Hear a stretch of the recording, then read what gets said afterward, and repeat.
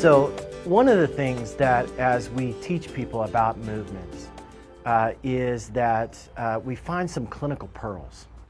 And so, before you get too far into depth into this continuing education program, I want to give you your first clinical pearl.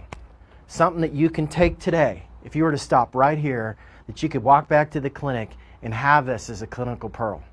Because I'm going to give you two of these that are, I'm going to give you a lot of these, but I'm going to give you two specifically that are related to clinical pearls that help me tremendously in understanding. And the first is about stability with controlled mobility.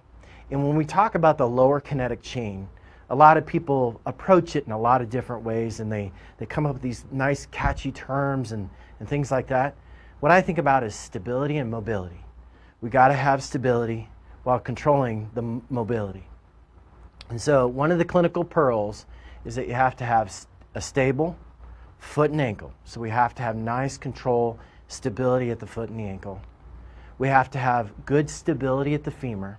And we're going to talk about the difference, define the difference between femoral internal and external rotation and hip internal and external rotation. When we see that in the kinetic chain, sometimes we think the two are related, but they aren't. And we're going to talk about that.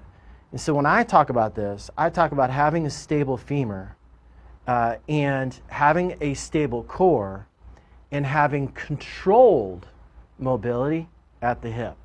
And that is where most fall apart. And I'll tell you, understanding that, and again, a major part of my learning process has been, and I will share with you, not just going through the research and not just working around great clinicians, but is actually implementing this stuff with a lot of people, especially in physicals.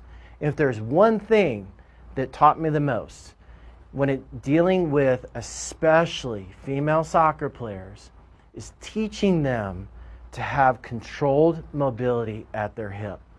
Teaching them to control that motion so that they can have a stable femur while controlling and having good controlled mobility at the hip.